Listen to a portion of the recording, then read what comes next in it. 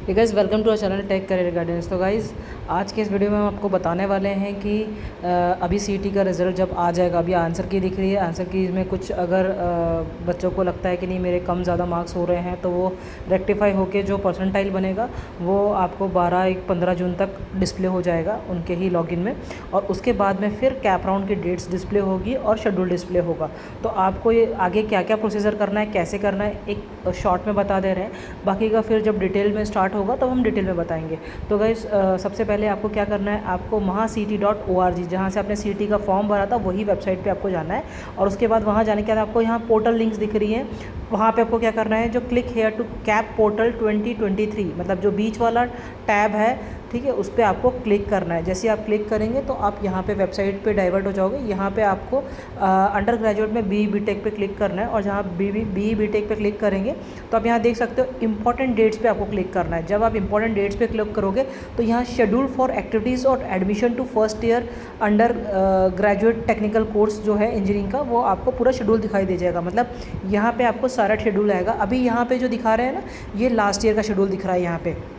But यहाँ पे activity सब दिखाई जा रही है कि कैसी कैसी एक्टिविटी रहेगी, फर्स्ट डेट क्या रहेगी, लास्ट डेट क्या रहेगी। ये लास्ट ईयर का है, बट आप यहाँ से एक अंदाज़ा लगा सकते हैं कि कितने कितने दिन का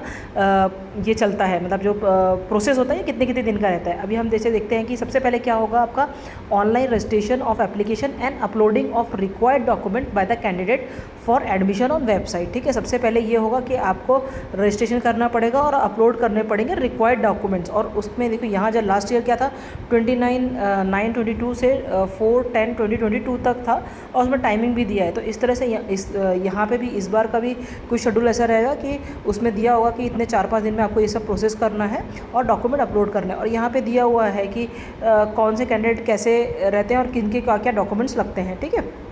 देन हम सेकेंड स्टेप अगर देखते हैं तो वहाँ पे क्या दिया हुआ है कि document verification and confirmation of application form for admission, मतलब जो भी डॉक्यूमेंट्स आपने अपलोड किए हैं उनका वेरिफिकेशन होगा। तो वेरिफिकेशन करने के लिए आपको डेट्स दी हुई है कि इस तरह से डेट्स मेंशन की रहेगी, जिसके अंतर्गत आपको आपके नियर बाय FC सेंटर पे जाके डॉक्यूमेंट वेरीफाई करवाने हैं। ठीक है, देन फिर क्या होगा कि जैसे आपके डॉक्यूमेंट वेरीफाई हो जाएंगे, है ना, मतलब देखो यहाँ दिया हुआ है, यहाँ पे नोट्स दिए हुए हैं स्टार मार्किंग में, facility of online registration and document verification confirmation of application form for admission to seat other than CAP seats shall be continue till dates दी हुई है। ये लास्ट ईयर की है, ठीक है, लेकिन यहाँ पे वो दिया हुआ है कि, और यहाँ पे देखिए एक और नोट करने वाली चीज़ है कि application registered after 4 October 2022 consider only for non cap seats. मतलब अगर आपने जो डेट ऊपर में यहाँ पे जब जो मेंशन होगी ना डेट, अगर आप ये डेट्स में आपने रजिस्ट्रेशन नहीं किया है तो आप नॉन कैप में आ जाओगे। नॉन कैप में मतलब आप फिर कैप राउंड में नहीं जा पाओगे, आपका एडमिशन हो जाएगा इंजीनियरिंग में, बट आप कैप राउंड का फ़ायदा नहीं ले पाओगे। जो कैटेगरी वाले हैं उनको कैटेगरी का बेनिफिट नहीं मिलेगा। ठीक है, देन थर्ड में क्या दिया है कि display of provisional merit list. जैसे ही आपने सब फॉर्म भर दिया, देन आपका फॉर्म वेरीफाई हो गया, तो उसके बाद में एक प्रोविजनल मेरिट लिस्ट लगेगी कि कैंडिडेट की, कि भैया वेबसाइट पे लगेगी कि डेट दी होगी, उसमें दिखाई देगा कि आपका क्या मेरिट नंबर आ रहा है, आपको वो चेक करना है। देन अगर उसके बाद में फोर्थ स्टेप पे क्या दिया, submission of grievances if any for all types of candidate at FC। अभी आपको पता है टाइप्स के बारे में हम बाद में बताएंगे कि कितने टाइप के मतलब डोमिसाइल्स होते हैं, A B C D करके होते हैं। तो उसमें आपको क्या करना है, आपको नियर बाय FC से जब वेरिफिकेशन हो जाएगा आपके तो मेरिट लिस्ट जनरेट होगी। मेरिट लिस्ट के बाद में आपको सबमिशन ऑफ ग्रीवियंसेस है, मतलब अगर आपको लगता है कि आपके जो डॉक्यूमेंट्स हैं उसमें कुछ आपका नाम की स्पेलिंग में गलती है, या आपके बर्थ डेट में गलती है, या कुछ और है, तो आपको वो जो है चीज़ें, या आपका कुछ चीज़ जो आपकी रह गई थी वो आपको सबमिट करनी है। सपोज़ आपका LC उस समय नहीं था और आपका बाद में LC आ गया, तो आपने अपलोड किया, तो ये सारी चीज़ों का डेट भी दी हुई है कि इस तरह से इसकी डेट मेंशन रहेगी इस साल की, उसके टाइम पे ही आपको वो सब चीज़ें करनी है। ठीक है, वो होने के बाद में आपको display of final merit list होता है। मतलब फाइनल मेरिट लिस्ट में कैसा रहेगा कि डेट दी जाएगी जिसमें फाइनल मेरिट लिस्ट बन जाएगी, उसमें फिर कोई चेंजेस नहीं होंगे। अगर आपने ध्यान नहीं दिया, आपने ग्रीवियंसेस पीरियड का ध्यान नहीं दिया और आपकी नेम में मिस्टेक है, तो display of final merit list में भी आपका नेम वैसे ही दिखाई देगा, तो इससे आपके एडमिशन में प्रॉब्लम आ सकती है। तो इसलिए ये सारे स्टेप्स ज़रूरी है कि प्रॉपर आप चेक करना, और उसके अकॉर्डिंगली ही आप मतलब आपकी जो फाइनल मेरिट लिस्ट है वो आपकी बनेगी, तो आप एडमिशन कर सकते हैं। ठीक है, देन सिक्स्थ में क्या दिया हुआ है, display of provisional category wise seat matrix for cap round 1, मतलब जब कैप राउंड 1 होगा स्टार्ट तो सीट मैट्रिक्स बन जाएगी, मतलब जनरल के लिए कितनी सीट्स हैं, ओबीसी के लिए कितनी सीट्स हैं, ये सारी इस तरह की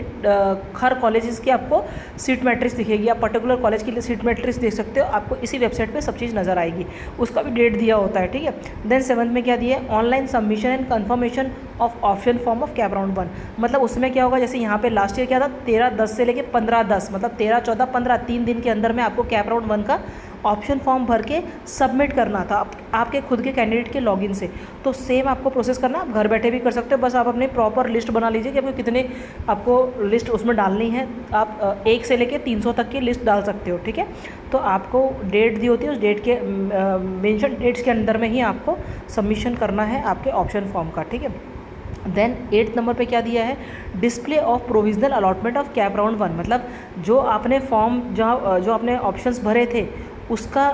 आपका रिज़ल्ट क्या आया डिस्प्ले होगा, मतलब उसका जो अलॉटमेंट होगा वो कैप राउंड का, वो यहाँ पे दी हुई है कि ऐसे डेट पे, जैसे 18 तारीख को डिस्प्ले हुआ था लास्ट ईयर, और उसके बाद में क्या करना होता है स्टूडेंट को, accepting to the offered seat by candidate through his her login as per allotment of CAP round 1, मतलब उनको कैप राउंड 1 में अगर कोई कॉलेज अलॉट हो गया है तो आपको कैसे एक्सेप्ट करना है, कैसे जाके आपको कॉलेज में विजिट करके उसको पैसे, मतलब आपकी फ़ीस पे करके डॉक्यूमेंट सबमिट करके आपको कंफर्म करना है, वो चीज़ें इसमें बताई गई हैं। और इसकी भी डेट होती है, जैसे लास्ट ईयर क्या था 19 से 21 तारीख, 19, 20, 21 3 दिन का ही टाइम दिया गया था, और तीसरे दिन भी 3 बजे तक का टाइम दिया था, उसके अंदर में ही बच्चे को रिपोर्टिंग करके डॉक्यूमेंट सबमिट करने होते हैं। और यहाँ पे सब दिया हुआ है, मतलब आप इसको